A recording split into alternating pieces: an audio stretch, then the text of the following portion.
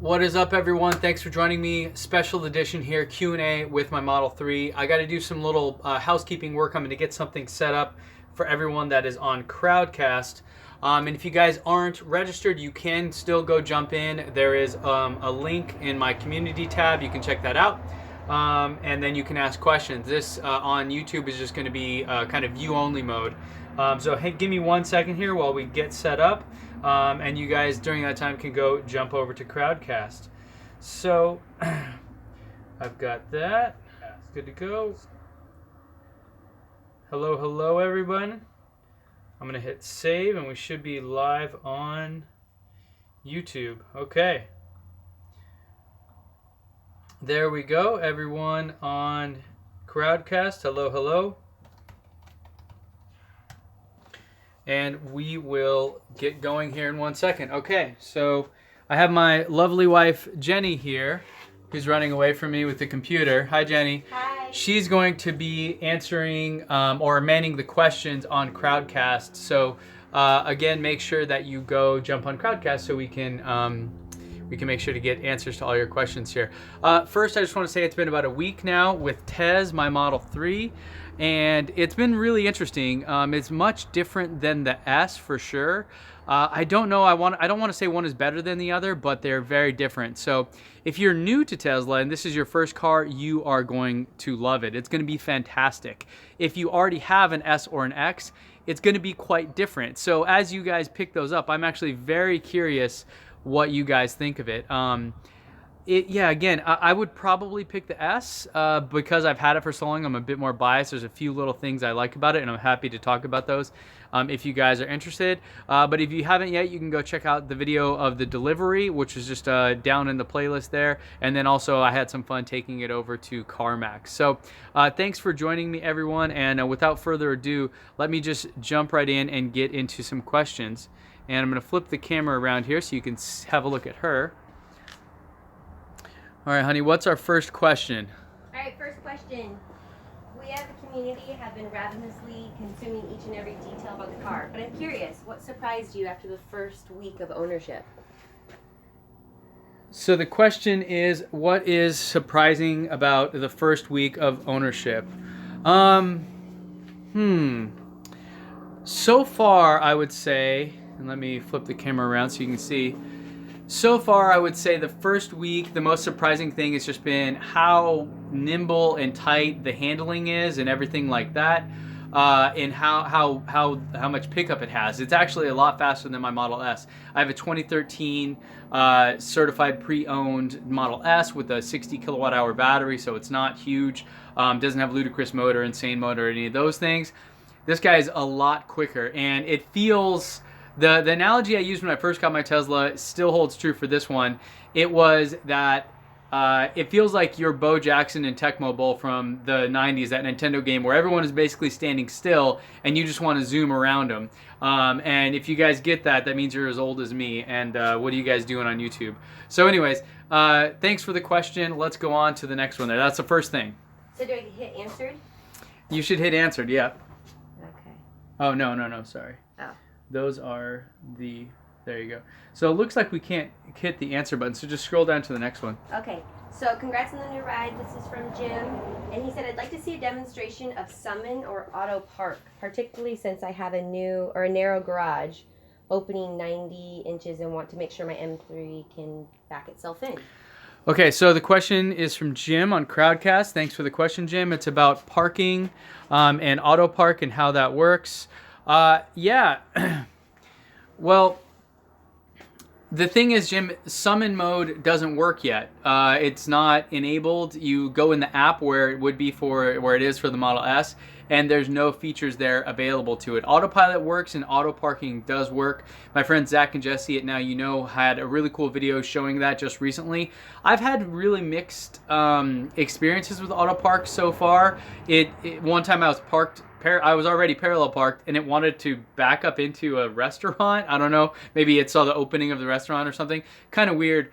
But the Autopark seems to work well when it detects it, and the detecting of it hasn't been very consistent for me just yet. So that's my first thing. So Summon doesn't work, and Autopark is hit or miss right now, but I think all that stuff is coming. You can kind of take a look here. Let me go from another angle so you can see. I have a pretty, I mean, I guess it's a bigger garage. It's not a one car, but it, you know, it fits. It's a really kind of narrow car compared to the S. I mean, I have tons of room on both sides here that you guys can see. So, yeah, there you go. Okay, thanks for the question, Jim. We have a couple people losing video, but some people say it's good. Do you want to double check with anyone? If you guys are having issues in Crowdcast, you can jump over to YouTube and watch it there. We're just using Crowdcast for the Q&A section of it. The video is actually streaming in from YouTube, so that would be, you know, another option. You can open that up in a separate tab, maybe mute this one. But this is where we're getting the questions from, so this is where you're going to vote on questions and ask questions and stuff like that. So if you're having any issues with video, just hop over to YouTube and you should be good. Just a funny question. People are asking about the mats. Has nothing to do with the car. It's for working out. Okay, yeah. So the floor mats I have here are because, as you can see, I have some workout equipment right there behind me. And I did CrossFit for a lot of years, and I got really big into Olympic weightlifting. And so you drop heavy weights on the floor, and so those are just kind of to protect it, as well as for nothing to do with the car. Yeah. So, thanks for the question. Next question comes from Joey. My Model 3 comes in a few weeks, and I'm very confused on whether the car has rear heated seats. Okay. I heard rumors that they are there, and they're just waiting on a software update, and then do you have a definitive answer?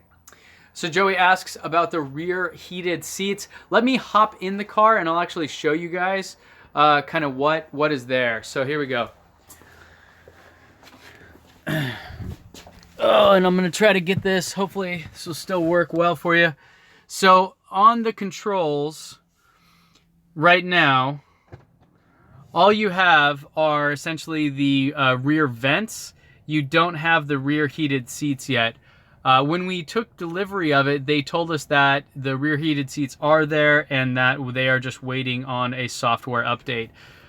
So yeah, so that would be, that as far as I know, that is confirmed that the rear heated seats exist, but they are just not enabled through software yet. But you do have the rear vents, and let me show you what those look like.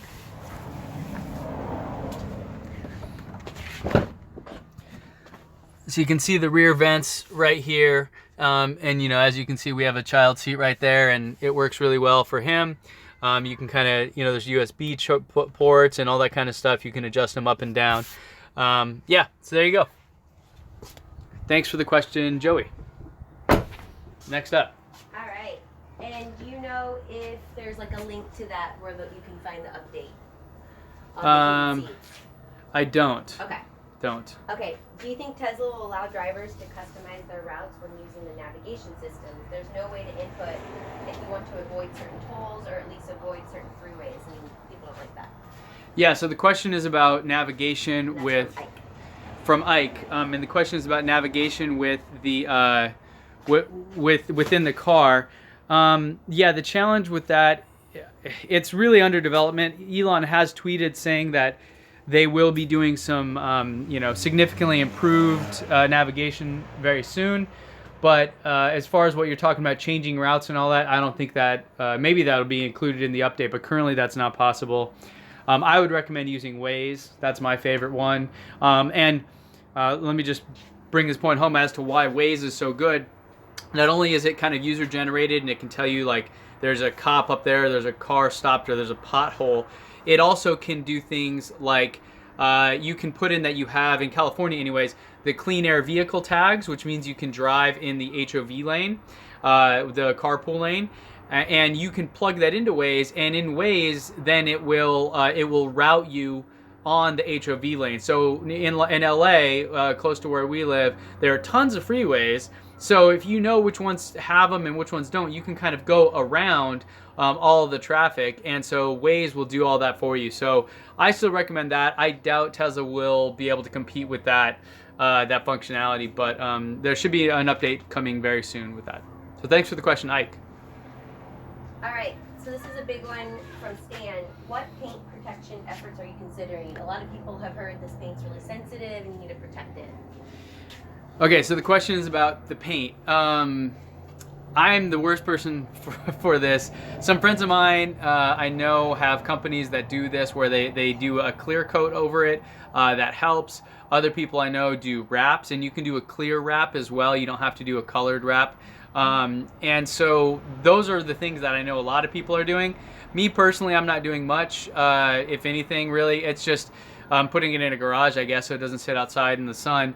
But other than that, I don't plan on keeping this one forever. I still plan on getting the next one with the performance model, and that will likely happen within 12 months. So to me, it doesn't make sense to go to that length with that. But I know that's what a lot of people are doing, and probably with the next one, what I'll do is get some kind of clear wrap or something like that. Thanks for the question. Next question. Daniel wants to know if it would be cool if Tesla added a smart AI assistant that could talk to you. Maybe greet you when you get in the vehicle and tell you news, weather, calendar, range, etc. Yeah, great idea. Great idea. Who was that from? That was from Daniel Rodriguez. Daniel Rodriguez, thanks for the question. He's asking about whether or not Tesla should. Is that the question? Put an AI assistant in, and that could talk to you, greet you, redo your calendar and stuff. I mean, all that stuff is pretty much there. It's just not exactly defined properly. I think it's something they totally should do, and something that would be fantastic. So yeah, I'm all for it. And I've spoken about it a lot, where I believe voice controls are severely lacking right now, and it's something that once they improve the voice control system, the whole fact of the center console being there is going to really alleviate a lot of those concerns, because part of the problem right now is you still have to touch a lot of the things to change different settings or whatnot. You know, if I want to turn the air up or down, until you get familiar with where it is, that's a danger. So it'd be nice if you could just say, you know, hey Tesla, or you know, give it some kind of keyword, and then from then on tell it, hey, turn the air on, turn the air up, turn the music up, whatever. Things that you can't do from the steering wheel because it's so limited. Yeah, I think that's a great idea. Thanks for the question, Daniel. So, next question, Rick wants to know, does the Model 3 onboard trip planner take into consideration atmospheric, terrain, and other conditions determine charge times, range, and total trip emphasis? Okay, who is this? This is from Rick Spencer. Rick Spencer, thanks for the question. Let's go have a look. What he's asking is about whether or not the trip planner inside actually will do the range, the terrain. So if you're going over mountains, so let me just see here. If I were to try to go, let me see. Let me punch in something here. Let's try Phoenix. You're not going to anything. I know.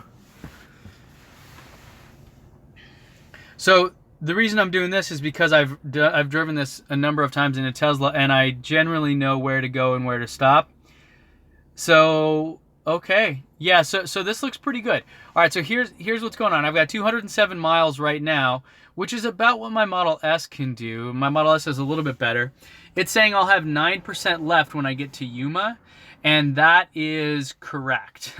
So it's funny, and if you guys saw my video about this, the to get to Yuma from San Diego there's this big mountain range you have to go over.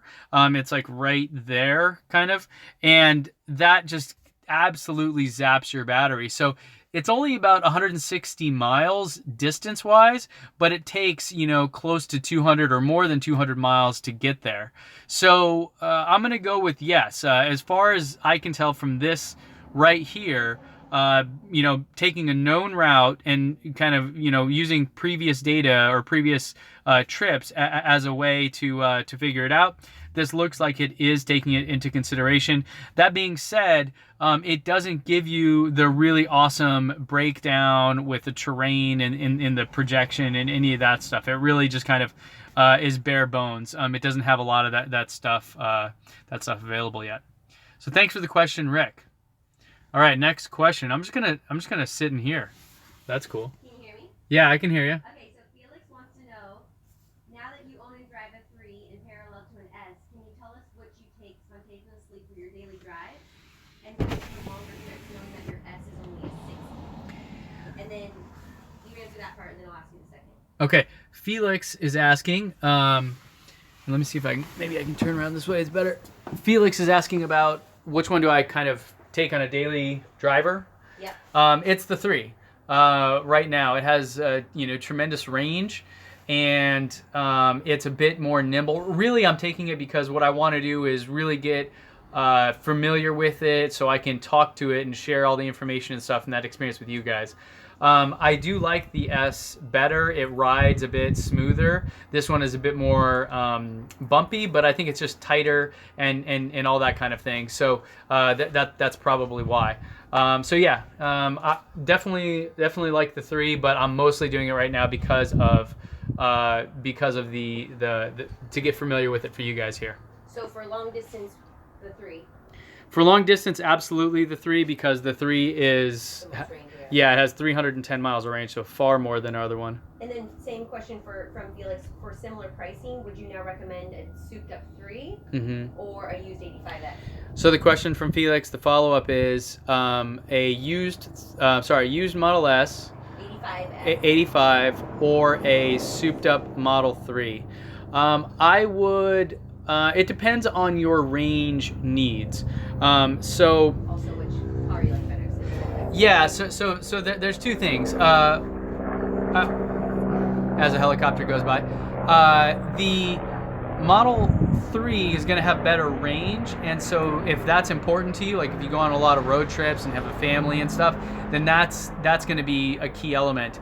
If you are just doing it for a daily driver around town, I would say the S is a you get more for your money. If you were to get them even, in terms of the price, the S is going to be more of a car, with the exception of some of those things like the range and all that. So I would try them both. If you can rent one on Turo, you can use our code at teslanomics.co/Turo, and that gets you a $25 credit on your first ride. Depending on where you live, a lot of cities are popping up on Turo.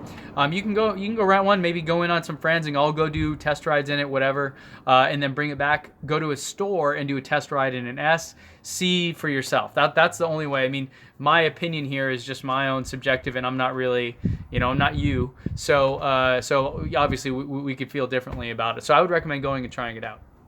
Thanks for the question. Someone had a good point too. The S, you get free supercharging. That's right. Yeah. So one of those key things is with the S, you get free supercharging, and so if you're going long distance and you don't need to stop, or it's not that big of a deal, I would say the S is more car for your money than the 3 is, assuming you could get them for a very similar price.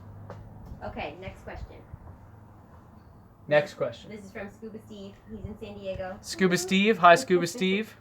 The last time the standard battery Model 3 reservations were pushed back, and then their reservations went from July 2018 to mid-2018. Isn't May to July the same as mid?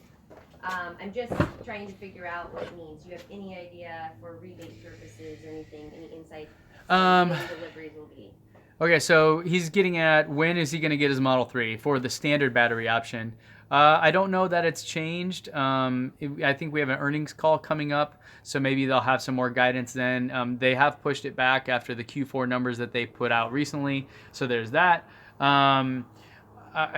Still the best estimate is going to be on their website using the model that I built recently. If you guys saw that video where I did the kind of delivery ramp, by June, I mean, they should be producing thousands and thousands per week, hopefully upwards of 2,000 a week at least, which would mean at that point we're going to see them just everywhere. Everyone's going to be getting the invites. It's really going to be happening. And I know another thing that they're doing is they're doing these pop-up delivery centers where even if there's not like a service center or anything nearby, they'll rent just kind of a warehouse, throw up some curtains and do 10, 15 vehicles at a time for delivery. So they're kind of streamlining that process as well. I think a lot of these are going to be are going to start hitting the roads by this summer, and probably some standard battery options by then, based on the numbers we see here. But we'll see more, and then the in the earnings call. Yeah. Thanks for the question, Scuba Steve. There's 5 or 6 cars, I think. What? Yeah, there were 5, I think. 1, 2. Yeah, there were 5 Model 3s being delivered when we picked up ours. So. Quick question for you from Scott. Can you comment on the interior noise level at highway speeds compared to your S? Because we thought this was pretty be good. Yeah, okay, so Scott asked a question about the interior noise level compared to the S. I think it's actually far better. I commented on it in one of the videos, the first ride that I did, and you can go watch that. It was from the delivery video. It was kind of the after, the end tail of that. And in that video, I was surprised at how quiet it was. It does a really good job. It's a lot better than the S, and I don't know if that's just because it's more aerodynamic or if there's actually better insulation in the car, but it's noticeably different compared to my S. Okay, Nick wants to know if it's easier. Is it easier and cheaper from production standpoint to make all Model 3s with a glass roof like the S instead of having two separate roof styles?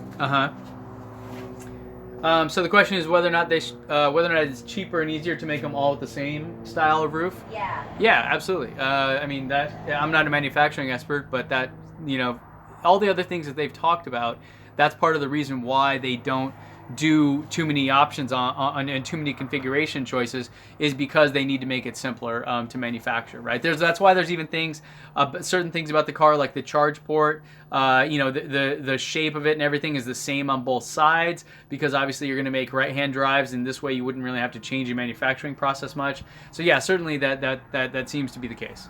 Yep. All right, so next question, what is your favorite aspect about the Model 3 in terms of your driving experience? You've kind of touched on this, but... Yeah, favorite aspect about the Model 3 in terms of driving experience is the nimbleness of it and how quick it is, the pickup and all those kind of things. It's really nice. Yeah, so I just love the how fun it is to drive. And I even tried today, I put it in non-sport mode, in comfort mode for the steering. It's still super fun. So I'm going to be, doing more and more on that. In fact, and that's why I'm mostly driving it a lot right now, is to try to get a feel for it so I can share that with you guys. Okay, and will the 3 also do parallel parking? Walt wants to know. Walt wants to know if the 3 will do parallel parking. Yes, it will. I've not tried it, but I've gotten to the points where it's popped up and wanted to do it, and I just didn't let it. But yeah, it's there. That's enabled. Stan wants to know if there's a way to decipher the reservation number to better determine delivery date. And a few people have said they've tried this. Yeah, okay. Everyone wants to hack this, right? Everyone wants to figure out, like, all right, when am I going to get it? But it just, the best you could probably get is a 2 or 3 month range. There really isn't a way to decipher exactly when, who's getting what. I don't even think Tesla knows, because then people decide to defer. I mean, yeah, I wouldn't worry about it. I would just go off the estimate and be patient, I guess. Tesla D wants to know, how does the alarm system work on the 3? We don't know yet. Huh. Do the cameras turn on when someone tries to steal the car, or can you log into the cameras from your phone? Okay, about the alarm system, the question is about the alarm system, and the alarm system is, does it use the cameras to turn on and record stuff? Can you log into them from your phone? No. It currently does not do any of those things, but Elon has tweeted about this recently, that somebody asked, hey, can you turn those into dash cams or whatever, and he said okay. So I assume that's coming. No, you can't log into them or any of that. I haven't even checked. In fact, maybe this is a good fun thing to go do. Let's see if we can go find the security settings inside of the car now. I'm sure someone else has already done this. Let me see here. Safety and security. Yeah, I do not see an alarm in there. I believe that's where the other alarm typically is. Parking assist. Okay, security alarm. So maybe that's a thing. But yeah, don't really mess with it. But no, you cannot currently log into the cameras and do any of that. Which, by the way, the camera, something, there's a lot to be desired. I don't know if it comes across well in the thing here, but it's seemingly like oversaturated and pixely. So the quality of it is not great compared to the Model S, which is surprising to me because cameras aren't expensive. It wouldn't be that hard to put in a really high quality camera here. So not sure why. Maybe there's an engineering decision or something like that. Maybe this is a special camera for the autopilot in the future or something like that. So Thanks for the question. Ready? Yeah, go for it. Florian wants to know is the region on the Model 3 enough for single pedal driving? Okay. Who is it? Florian. Florian. Thanks for the question. Is the regen, the regenerative braking on this enough for single pedal driving? Yeah. It's similar to the S. I mean, I probably couldn't really. I haven't really noticed a difference between the regen braking on this versus the regen braking on the S. So yeah, I would say it is. It doesn't really stop. I would say it's not as aggressive regen as the Chevy Bolt, but you know it works. It works really well. So yeah, I would go with yes. Adam says, "Hey Ben, big fan. Do you see the Model 3 going down in price in the next 4 to 5 years? If so, what do you see the price being, and what updates do you wish to see by then?" Okay, Adam asks about the price of the Model 3, whether or not I see it going down in the next 4 to 5. 4 to 5 years. And what other updates and stuff. Yeah, so here's this is an interesting topic because these cars last forever. So that's great, but they do get kind of phased out with newer advancements. So like the Model S that I have, the driver's edition, which does not have autopilot, as soon as autopilot came out, the price on them dropped substantially, and a lot of people were selling them at that point. And so who's to say that there isn't something else kind of up Tesla's sleeve that wouldn't displace the current ones by a significant margin, meaning there's some, you know, fancy new thing that is just a must-have for every Model 3 owner, and then that, you know, displaces these you know, first ones off the line to where the depreciation is really bad. I can't predict what they're going to do. I don't have any insider info on that. So, and unless you do, I would say it's a fool's errand. Anybody making a statement like that is either just, you know, completely guessing or lying. So who's to say? If they were to be displaced, I would imagine the price would still be in the $30,000 range. Because whatever that new whiz-bang thing is, I'm sure it would be a premium. You know, I mean, this car right here is $60,000, and that's not a cheap car by pretty much anyone's measure. And it's supposed to be the more economical one. So yeah, what the price would be, really hard to say. Whether or not it can be something that can come out to really cut the price of these down, absolutely possible. Yeah, who knows? Maybe Tesla does. Yep. Your video, can I sell my Model 3 reservation? Okay. I wanted to know if you have heard of anyone or spoken to anyone who successfully did sell or transfer their reservation. They have a coworker thinking about it. So someone's asking about who was it? Daniel Gates. Daniel Gates, thanks for the question. He's asking about whether or not you can sell your reservation. I did a video on this where I talked to an attorney, and from the verbiage and things that are in the contracts, as far as I understand it, the answer currently is no. You cannot sell your reservation. However, there is nothing illegal about you taking ownership of it, buying it, and then reselling it to that other person. Because once it's yours, it is essentially yours to do with whatever you please. As you saw, I went to CarMax, and I could have, theoretically, sold it to them. So obviously I didn't, but you could do that, and you could even probably put up a contract between the two parties in advance, so you order the exact one. I mean, legally, it seems possible. I'm not a lawyer, you know, so this isn't legal advice, but the people I have talked to make it appear so. And I do know some folks that are working on deals like this with businesses where a business wants one for a certain reason and all that kind of thing. So yeah, totally doable. You know, kind of have to jump through some hoops. But it doesn't appear to be something that is, you know, completely banned or outright. Or Tesla, once you take ownership, doesn't really have much that they can do anyway. So yeah, I would say it is possible. Good luck finding folks out there to do it. So by the way, if you do find someone, it is possible for Tesla to cancel your reservation if they know that this is what you're doing with it. But you need to they must have figured that out beforehand. And the question is whether or not they're paying attention. I mean, they are so under the water trying to get these things out that I don't know if anybody really cares that much, you know. So it's a risk, you know, and your mileage may vary, but certainly people are doing it. thanks for the question. I'm going to skip over to Andy has a question that I think is worth mentioning. If your car is in the garage and you're walking around your near home, does your Model 3 wake up due to the proximity of your phone? And this is something we're dealing with because of the washer and dryer, and you come in here a lot. Yeah. Okay. So Andy was asking. Thanks for the question about whether or not the car basically unlocks, turns on everything when you're walking, if you're in your house, and if your garage is near your house. Certainly, if you are in a room near it, that's possible. We noticed it because our laundry, as you guys have seen, is in our garage, and so yeah, you can. It definitely happens when you come inside when you're that close. Yeah, if you have your phone on you, which most of us do all the time, anyways, then that's what happens. But I will say this: that there's something else to talk about. That is on the app, and I haven't tested this thoroughly. I've just noticed it a few times. So in the app, if you have two Teslas, like we do.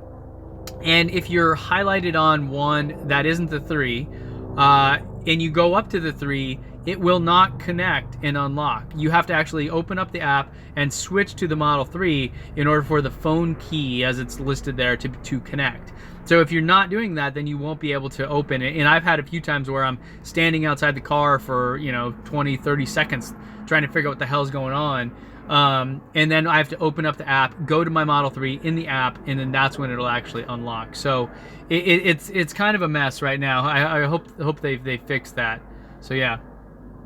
Cool. So Derek wants to know, we were going to hold off on enhanced autopilot due to budget. Without, what safety and cruise control features are there? That's a great question. So the question is whether or not, or what features you get if you don't buy enhanced autopilot. I'm really not sure if you get adaptive cruise control or not, because I believe that is a part of the convenience package. You might only get regular cruise control, if even that. I would have to check. If you go to teslanomics.co/Model 3 specs, you can see all of the specifications, which are just copied over directly from Tesla. And that shows exactly what's included in the premium package and those things. So if it's not listed there, I would not count on it, because they definitely are very explicit about these things. So someone also commented it stated on the Teslarati order forms. Oh, okay, there you go. On the Teslarati order forms, apparently you can figure that out. So yeah, maybe it's online. But I would get enhanced autopilot. I would recommend it. It's worth it. Do you know if camper mode will be? Great question. I miss camper mode. Yeah, who's asking? This is Stuart. Will there be camper Stuart mode? He lives in Ontario, Canada, and desperately needs it where they're stuck in a snowstorm. Yeah. Well, totally agree. Up in Ontario, you'll definitely want camper mode. We need it for totally different reasons. It currently doesn't work, and I also tried the trick where you can put it into the parking brake on and put it into neutral. Maybe I did it wrong, but I did it the same way you did on the S, and it didn't work. So the kind of old school hack to get into it didn't seem to work on mine. But I'm sure it'll be coming. Absolutely. It seems like there are so many things missing at this point that we need. That as time goes on, the software is going to get better and better. And so yeah, I mean, it's not there yet, but I would put money on that it'll be there sometime soon. Yep. Yeah, because I was trying to do it the other day, but I couldn't figure it out. So miss it. Okay, yep. Tom has a two-part question. He's new to Tesla cars in general, and he wants to know if the handbrake. How does the handbrake work on the Model 3? Okay, there's two things to Tom. Thanks for the question. He's asking about the handbrake, which doesn't exist. So there's that. Oh. But let me show you what there is. So when you get in, so we're in park right now. And if I hold on the brake, it'll turn on, and then I can push in park, and then this guy comes up right here, this little park icon. So now the parking brake is on. Now, one thing I wanted to show, let me see if I can go into drive and not hit anybody. When you push on the brake, it's not doing it right now. When you push on the brake, it goes into a hold mode. Where if you're stuck in traffic or up on a hill, it's like a temporary parking brake. So his second question was, does the car have hill start assist, and how does that work? It has an option where it creeps forward. Okay, yeah, so hill start assist. No, it does not have something. It does not have that exactly, but it has what it calls creep, which I don't even know where it is. Under driving, maybe. Yeah. So creep is a thing like that. And so this is kind of like an idle on a regular car, and if you're in creep mode and you just put it in drive, it'll go forward. You don't have to turn that on. I do because it's I've been driving with it for so long. But anyways.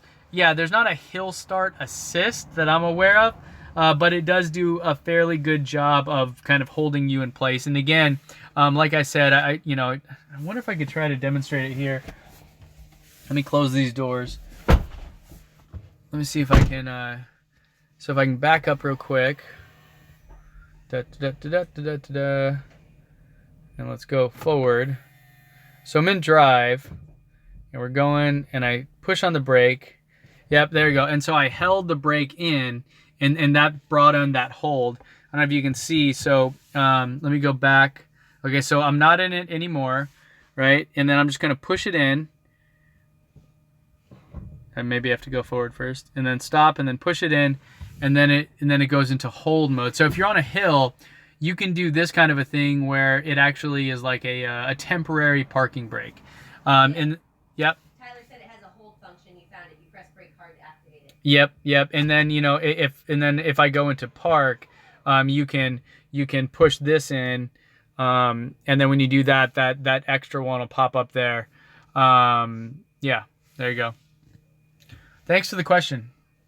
Next. Have you gotten used to the nav on the far right, and have you found a way to move it to the left? So yeah. So someone that watched one of my recent videos. So here's the thing, right? When you're driving, and let me see if I can get a better kind of point of view angle for you guys. When you're driving and you're like this, I'm driving, everything is right here, and it's real easy to see, right? Everything is kind of very, very in view. Now, if you want to see the direction, the navigation, hey, what's my next turn? Well, you'd think maybe it'd be right here, right? Or even, pop in here somewhere. But no, it's all the way over here. And then these change as you're driving, right? So it's really difficult, and it's just not placed well currently. Sorry, you can't see that really. Put a shadow over it. But that's really what's going on now is it sucks. And I thought, hey, maybe I can just drag this thing over, whatever. It does not work. And if you click in here, it doesn't give you any option for that either, right? It just has some of the trip planner stuff, the routing, the rerouting, this is a cool feature. I don't know if the newer S's have this. Mine doesn't have it, where it'll reroute you. And so, yeah. Yep. So nope, not yet. No answer on the navigation. I'm sure that'll be an update sometime soon. Don wants to know which wheel has better range, the standard size or the larger one? Okay, the question is about the standards. Which wheel has better range, standard size or the larger one? I don't know, actually. I've learned a lot about wheels. Here, let me go back to this. I've learned a lot about wheels recently. Whoa. Excuse me. I've learned a lot about wheels recently, and really the big thing is about the weight of the wheel. So I'm actually going up to pick up my turbine wheels tomorrow, and I'll report back on how those do. But yeah, the weight of the wheel seems to be a big factor. In theory, the size of the wheel should be better because it takes less revolutions to travel further. Think of like a bigger record on a record player has more information, or on the further out you go. So that's kind of the basics of it. But really what I understand from folks is like the width of the wheel plays a big factor, and then also the weight of the wheel. So I don't know which one has the better range right now, but I'm not a fan of the sport wheels that they have, and so I'm going to get my own third-party ones tomorrow. And I'll probably post that video next week. Thanks for the question, Nick. Next question. Oh man, the Aero rims. Let's look at them, guys. This is something I was. First off, let's take a look at the turbines. Oh yeah, on my son's Model S. Those are really the things. That's actually what I'm getting. So here are the Aero rims. Yes, you can pop them off. And it's funny, somebody got really mad that I did that, even though, like, you know, it's a thing. All right, and then here's what's underneath. I think the rim underneath looks a lot better. It looks like a whole lot better. I don't know if you can see them. Maybe I'll just put it next to it so you can kind of see it side by side. You know, they definitely look a lot better in person, but they're still not nearly as like, they're not as good as just what's underneath them, nor are they as good as the car's freaking out right now. Nor are they as good or good looking as some of the other ones, I don't think. Do you know where to get center caps for them if you decide to take the wheels off of the... Yeah, so the center caps, so see, this is kind of the thing that's missing, right, is that there's no center cap there, so it looks unfinished. And also the lug nuts are kind of raw. Tesla offers these. You can buy them from Tesla. I do have a part number. You should just be able to find them in the store. But last time I checked, they are completely sold out. And in fact, the service center even told me, I was like, hey guys, where can I buy these? They sent me the part number and said, yeah, just stay tuned there. Now, something you may think is that you could just take this one out, right? You could just like take that little cap and throw it on there. That would work. However, the way that this is set up, it's actually a piece of the cap. It's not able to be removed. I started to take it off, and there's even glue. I don't know if you can see that. It's kind of hard, but there's like glue that holds it in, and so to take that cap out, you would actually just break it off, and it obviously wouldn't fit in there, and all kinds of problems. So yeah, I would recommend buying different wheels, or you can get the caps on Tesla's website itself. Thanks for the question. Leo wants to know if you can unlock the Model 3 with my smartwatch or Bluetooth. Can you unlock the Model 3 with your smartwatch or Bluetooth? I don't know. So the question is, so the trick about that is whether or not you have a smartwatch that has its own connection. Because if not, then you probably have your phone with you, and it would unlock it anyways. If it has its own connection, then it would have to have an app, and I don't know. I have a Fitbit, but it's not really a smartwatch, so I don't know. But if I find somebody that has a smartwatch that has its own internet connection, maybe I'll try it. You can unlock it from the app, and that's kind of how it works. So. Kamiri from Kenya wants to first say congratulations on your Model 3. Thanks, Kamiri. Thanks for watching. He said it wasn't just your weight, but ours, the whole Teslanomics community. And he wants to know if you've noticed any spike in your power usage since you got her, because he's assuming you charge at home, and would love to know the monthly cost updates on consumption versus 2 electrics or having an electric with. Yeah, okay. So thanks, Kamiri, first off, for watching and for the kind words. The question is about whether or not I've noticed a big spike in electric consumption yet. Mostly I've noticed that because my neighbor is getting construction and he has a Model S and he's been charging here. So that's mostly where the spike came from. I haven't checked yet, and it's only been, I think, a week or so. So I'm not really... it wouldn't really see much yet, but I definitely will be checking back on that and doing a video and breakdown. So stay tuned.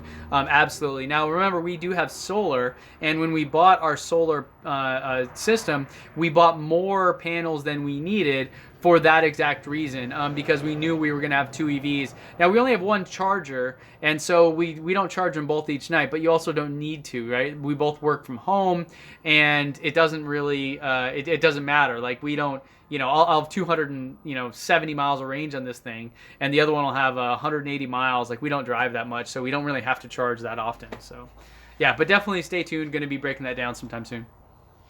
Diego wants to know, what do you think about the headliner situation that everyone's...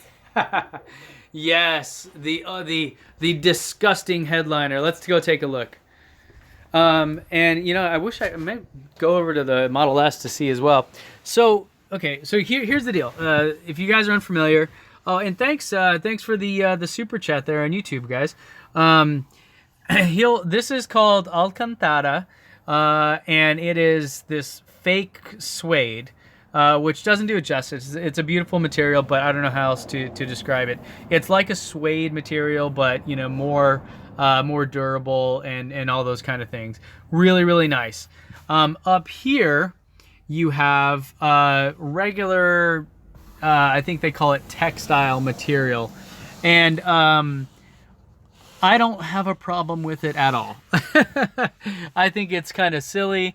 I do not care one bit. I mean, the fact that you have the Alcantara here is interesting and nice. I don't even think you need that for this car to be fantastic. So yeah, I think it's silly that people are so upset about it. You know, and even I just realized it the other day that my my Model S has the exact same headliner, and it also has the premium upgrade leather and all that kind of thing. So I haven't noticed it for 2 years. Don't care at all. I think it's kind of silly, but funny that people are so excited about it, I guess is the way to put it. Okay, Wayne wants to know questions regarding the USB port and playing music from a thumb drive. He currently uses a Leaf, and the stereo system has a limit regarding MP3 files, and the thumb drive only displays A through L. Huh. Okay. The question basically is, can you put in a thumb drive and? He wants all his music in one place. Yeah. I don't know. Let's go take a look. So here's where the USB ports are. There's two in the back. You can see them there, underneath right here. I don't imagine that those plug in. Inside of here, man, you guys are getting close. Here's this guy, which is a little cigarette lighter kind of thing, and I don't think there's another one in there. Then you have, I don't think you have any in here. Nope. So this is the other storage. Hey yo, sorry about that, guys. Somehow it died. The app crashed on my phone. You know, Android. Hey.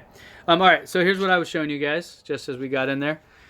That so there's really only two USB ports, and they are underneath here, and then those go into this thing, which is where where you actually plug in. So I do not know or believe that it has it currently. It may have it in the future where you can have a USB music collection.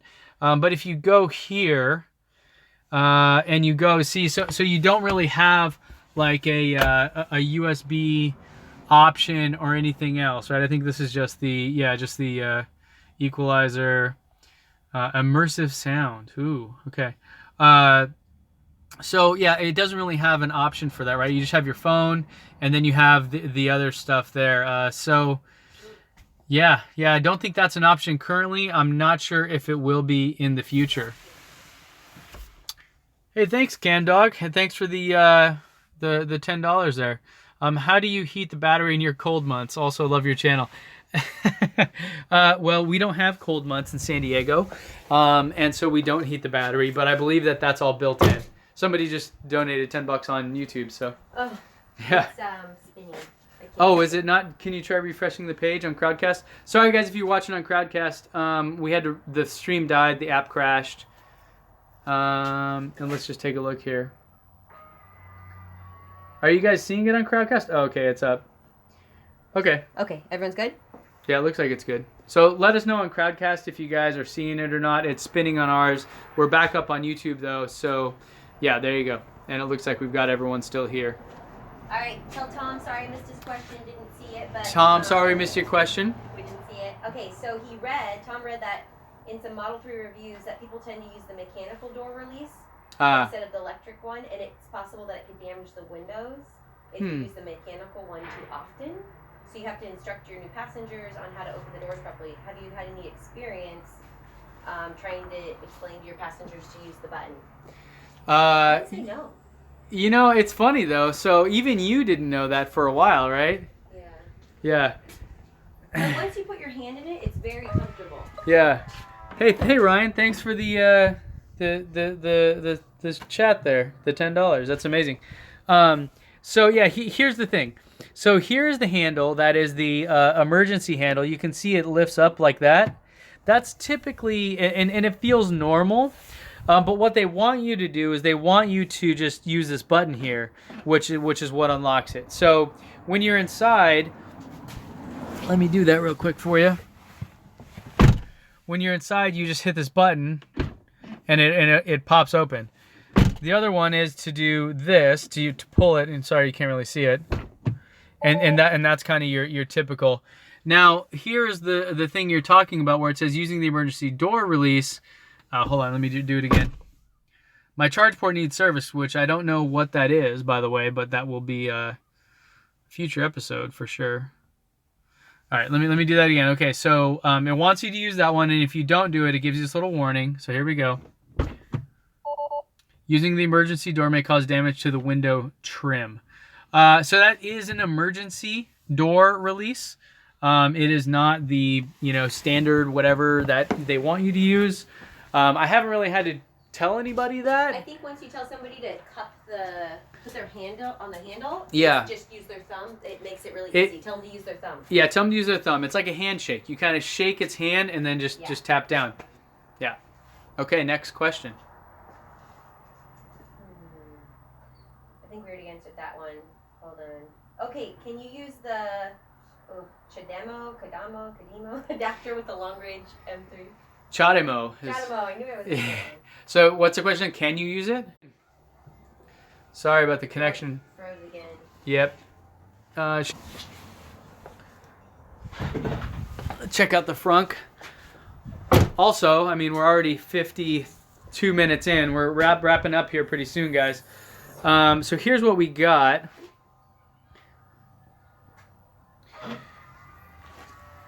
Oh man, this thing, it does not like me. I wonder if the Tesla app is crashing YouTube. Anyways, so here's what we have from Tesla for this. I'll bring it over here so you guys can see it a little bit better. I don't believe there's a Chademo adapter in here. I'd be surprised by that. So, yep, typical thing. They did tell me that this is a different cable though. So that is an interesting thing. Yeah, see, I don't believe that's it. But anyways, here's what you get from it. Somebody will probably make some sort of adapter or something like that.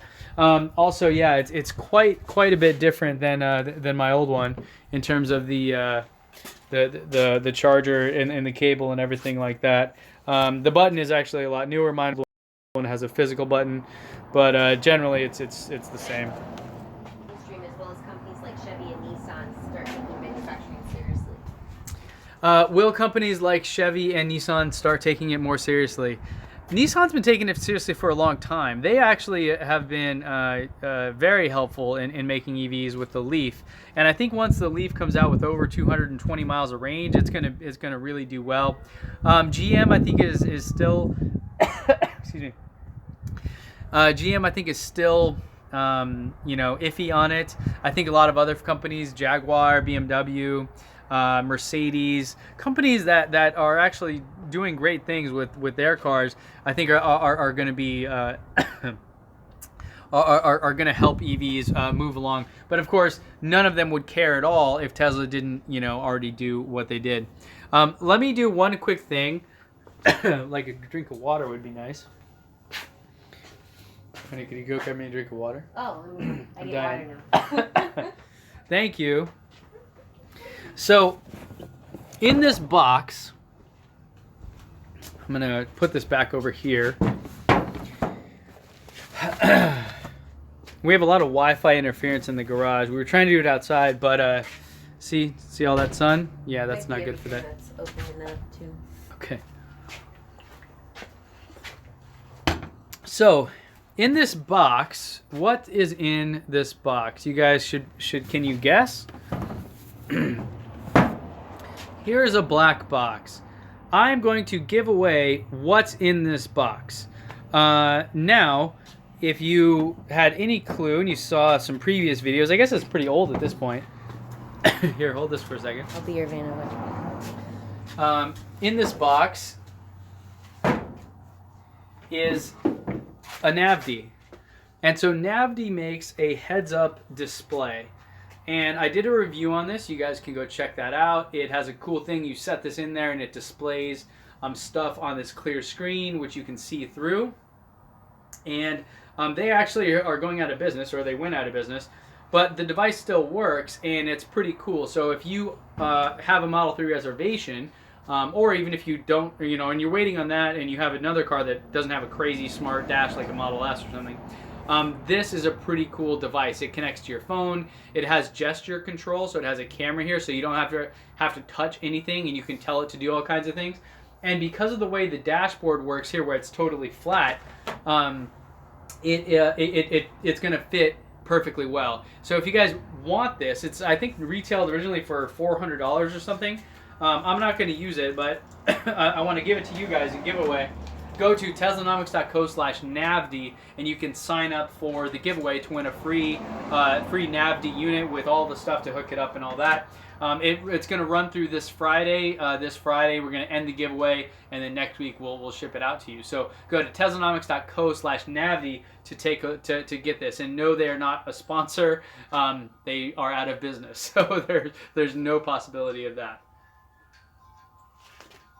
All right, we're going to wrap it up here with maybe 2 more questions.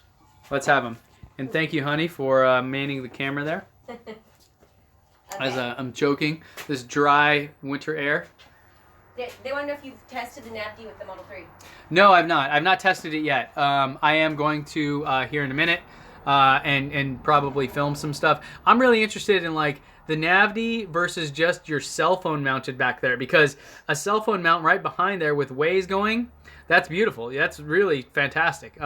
So I think that'll work well for most people. The Navi is obviously more advanced with the gesture controls and some of the cooler things, but we'll see. So I'm gonna go basically film some stuff with that to talk about it, even though you can't buy an Navi anymore. I just want to show the same notion of like a heads-up display versus just having your phone, and that'll be the test that I'll do. So stay tuned for that. That'll be coming out in a couple weeks. But once I'm done filming that, this is yours. Whoever wants it. Just go to teslanomics.co/navd and sign up. It's free. You sign up for the email list and then you get it. So simple as that. 2 more questions. Flo said he waved to you on Sunday downtown on Saturday downtown. Oh, okay. And he wants to know, he was thinking of getting an S or an X and doing Uber with it. Oh, okay. But the downside would be that you can't do Uber Black or Select with the Model 3 because he's considering a Model 3 now. Huh. But yeah. it would be so much cheaper, right, to get a Model 3. So do you think an S or an X is worth the price difference so that you could do... So thanks for waving and saying hi. The thing to think about with this is, the economics of electric vehicles are phenomenal. I would also check out Tesla, who announced recently that they're doing some stuff with Model 3s where they connect drivers, and you don't even have to own the car. You can just take someone else's Model 3 and make money as a driver. So Tesla might be a good option to check out for this kind of service as well. And I don't know when they're launching that, sometime soon. The other thing to think about is I don't know the economics behind the difference between Uber Black and Uber X. So you'll have to figure out how much more or less you make in that scenario. But certainly the economics of charging and all that are better. Here's the thing though. If you can get a used Model S for a similar price as you would a Model 3, and you can do Uber Black for in charge of the more premium rate there, you'll also likely get free supercharging. So that makes the economics even better. So you make more money and you get free fuel. So yeah, there's that. And even if you weren't using supercharging exclusively, because like as you know, in San Diego there's only one charger, so it's always completely packed. But anyways, in any event, a used Model S or even a lower end new Model S would be better. If you are going to buy a new Model S, you can use my code to get free supercharging on it as well, because Tesla doesn't offer that, and that offer is ending at the end of this month. So lots to consider there, but I would probably go with an S because you could charge more and get free supercharging, so the economics would be better. Thanks for the question. Okay, last question. Ooh. From Janet, because this happened to you. Okay. When and how will Tesla notify me that my reserved Model 3 will be ready? When can I expect it? I don't have my reservation number. So, Janet, thanks for the question. Make sure your email's updated. Yeah, she's asking about, did she get her reservation yet? She said, yeah, she wants to know when they'll notify her that her reserved Model 3 will be ready. Oh, okay. So after you configure your Model 3, there's, you know, and you go through, there's a little thing that it says like, oh, yeah, hey, we'll notify you when. And you're like, when? They will actually email you a person. There's a whole team of people in Las Vegas that do it for everybody right now. And so they're the ones coordinating all the deliveries. The next step is you should get an email from them, from an actual person that says, hey, you know, thanks for configuring your Model 3, whatever. Here is, you know, let's talk and let me just go through these details. Let's figure out the financing, kind of just button up everything. Once you talk to them and you go through that, from then it will you'll be able to then work with them on when you'll actually get it. The next step is they need to assign you a vehicle, and then they'll send you the final purchase docs. And then close to that, it will once you get the purchase docs, it will actually have the date listed, and that's when you'll get it. So I think I got my reservation email December, was it 24th? It was late December. And then we got ours, you know, the January 15th. The reservation? The reservation 22nd. email. Okay, December 22nd to January 15th. That's the time in between when we got the, hey, you know, configure your Model 3 to you're picking it up. And you'll go back and forth with that reservation specialist. Shout out to Michaela Wu for helping me with mine. She was super helpful. We even had some extra crazy hoops to jump through. So yeah, thanks to her for everything like that. All right, guys. Well, thank you so much for joining me on this special edition of Teslanomics Live. If you want to be invited to these and actually ask questions, as you may have noticed, I don't pay attention at all to the chat on YouTube or answer those questions. I only go to the Crowdcast stuff because that's where kind of the community really lives. It's free. It's just a different website that has a better interface for interacting. So make sure to go get on our email list at teslanomics.co because that's where we send out the invites. And usually space is limited. This one I think we opened up to everybody because we wanted as many people to be able to ask questions about the 3 and kind of do this. And don't forget about the Navdi, which you can get in the raffle for at teslanomics.co/Navdi. All right, guys. Thanks for joining me, and I will see you back here soon. Cheers.